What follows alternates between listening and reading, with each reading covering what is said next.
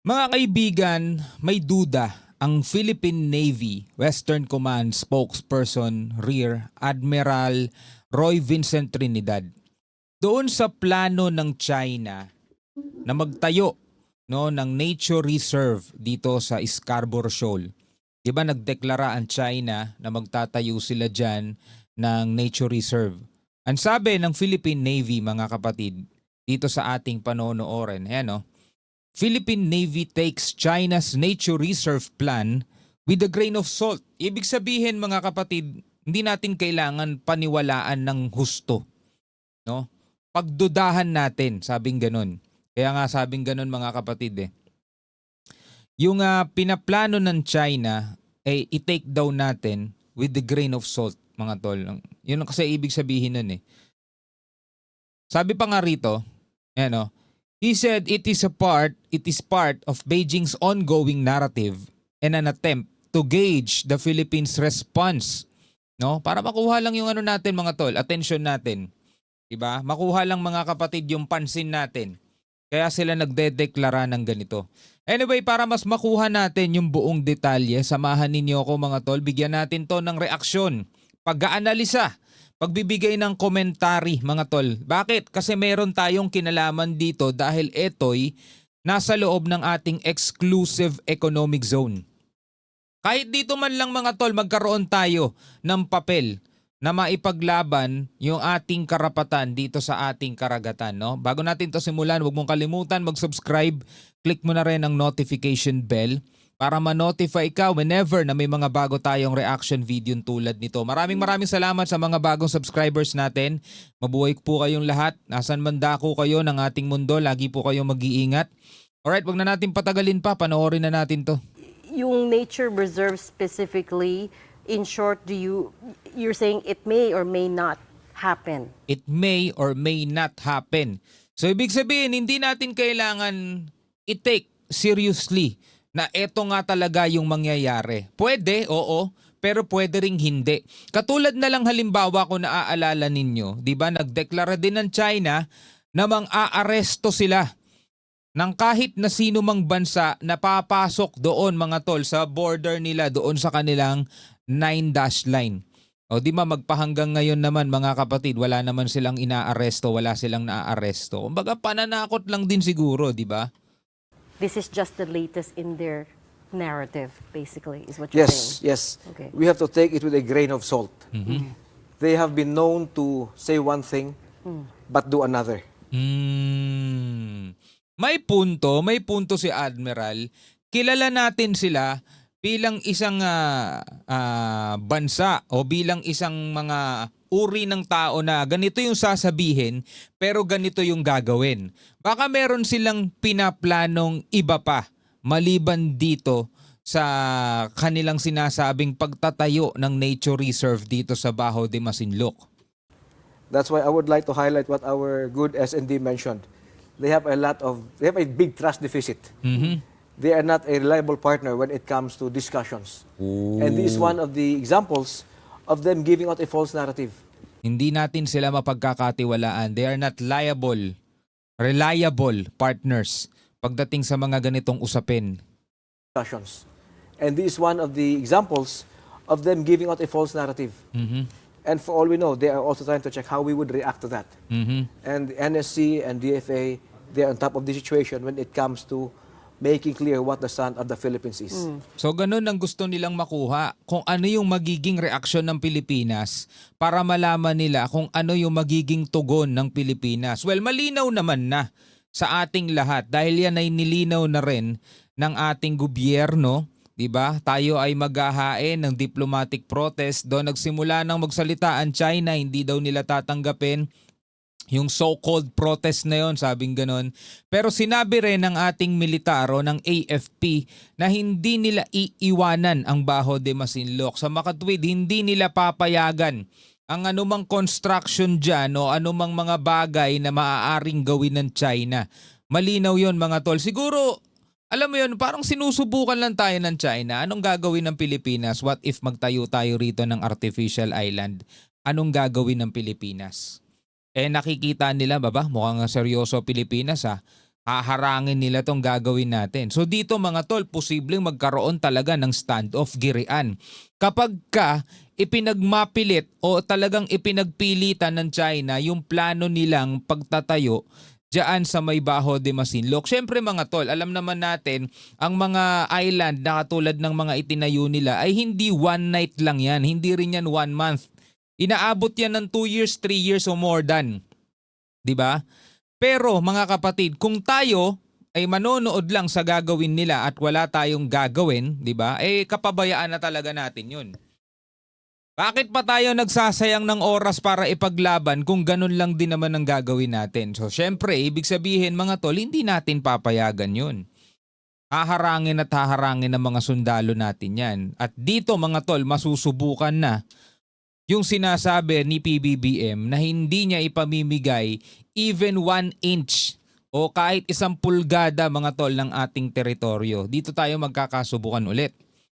And you raise a good point about this could be just for the internal audience too, right? This may not just they're talking to their own people, not to the rest of the world. Yes, because again, in an autocratic state, your grip on power should remain solid. The moment that your people start questioning your grip of power, you know, Arab Spring, what happened not too long ago. So the Chinese Communist Party would like to stir up a sense of nationalism because of what happened last August 11, to show the people that, you know, they are strong, they're fighting for the interest of mainland China. So ibig sabihin yung deklarasyon na yon ng China mga tol, ang kinakausap lang nila doon is yung mga sarili nilang mamamayan para maipakita sa kanilang mga mamamayan na malakas tayo. 'Di ba? Panghawakan ninyo ang kakayanan natin. Kumbaga alam mo yun, binubudol nila paulit-ulit yung kanilang mga mamamayan, niloloko nila. 'Di ba? Yun ang gusto ng CCP. Manatili sila doon sa kapangyarihan at maipakita nila mga tol sa mamamayan nila na talagang alam mo yun, sila, dominante. Sila yung pinakamalakas. 'Di ba? Nagbago na kasi mga tol alam niyo naman, 'di ba, mula nung 1912, nagbago na ang China. Dati mula sa imperialism mga tol, 'di ba? Puro mga imperyo ang namumuno sa China, may namana-mana 'yon. Tapos nag-aklas, nagkaroon na ngayon ng Republic of China. 'Di ba? Hanggang sa natalo yung mga dating Chinese lumipat sa Taiwan, ang natira dyan yung komunista. Eto na ngayon yung China ngayon. Eto na yung mukha ng China ngayon. Unlike before, di ba? So Rear Admiral, I mean, you did say no na we should take this with a grain of salt. It could be just a false narrative by China. So should we not be seeking aid from allies, the United States, or even regional allies? When I say we take it with a grain of salt, we don't have to overreact to that. The NSC gave out a statement. The AFA is preparing the appropriate protest from their side, on the diplomatic side. The AFP has never left the area. We have been there doing our regular maritime and air patrols. So sa madaling salita, kailangan pa rin nating seryosohin. Pero hindi tayo dapat mag-overreact. Kalma lang, parang ganon, kalma lang. Seryosohin natin yung kanilang sinasabi, ibig sabihin hindi tayo magpapakampante, hindi natin papabayaan yan. Nandiyan pa rin tayo, hindi natin iiwanan, pero hindi tayo mag-overreact, no? Coast Guard and BFAR, they're doing the Kadiwa or the Ayuda program to our fisher folks. We have to rely first and foremost on ourselves. Secondly, on international law. Tama rin naman, di ba? Number three, Kailangan muna natin mag-rely sa sarili natin bago ang mga allied forces natin. Pero syempre, kung pagbabasehan natin yung puwersa na meron tayo, di ba? Talagang saglit lang tayo magre-rely sa sarili natin eh. Kailangan pa rin natin talaga ng tulong ng ibang bansa hanggat mga tol hindi natin nalulutas yung pangunahing problema natin sa ating bansa. Dati ang pangunahing problema natin sa bansa natin mga tol, ano lang eh. Yung mga simpleng problema na alimbawa pagtaas ng presyo ng bigas, yung mga ganon, inflation, yun yung mga iniisip natin dati, pagtaas ng presyo ng mga bilihin. Ngayon mga tol, matindi kasi unti-unti, hindi pala unti-unti, talagang mabilis na expose yung garapalang pagnanakaw dito sa ating bansa. And maraming mga tao ang agree na etong 2025 mga tol, No, syempre, alam natin may corruption din from the past years. May corruption din 'yan. Pero ang pinaka-corrupt daw na budget, sabi, pinaka-corrupt na budget na ipinasa ng Kongreso is etong 2025 budget daw. Kung pakikinggan natin yung mga balita, mga laman ng mga pinag-uusapan ngayon, di ba? Pero again, mga kapatid, kailangan natin maging matalino dahil nasa sa atin pa rin ang ating kinabukasan. Bakit? Kasi tayo ang boboto sa mga yun eh. Di ba? Tayo ang boboto sa kanila, mga tol. Depende na lang kung ngayon nagwawala ka, galit na galit ka, pero pagdating ng eleksyon, boboto mo pa rin sila, ewan ko na lang sa'yo talaga. Diba? Pero balik tayo rito sa usapang ito, mga kapatid, no?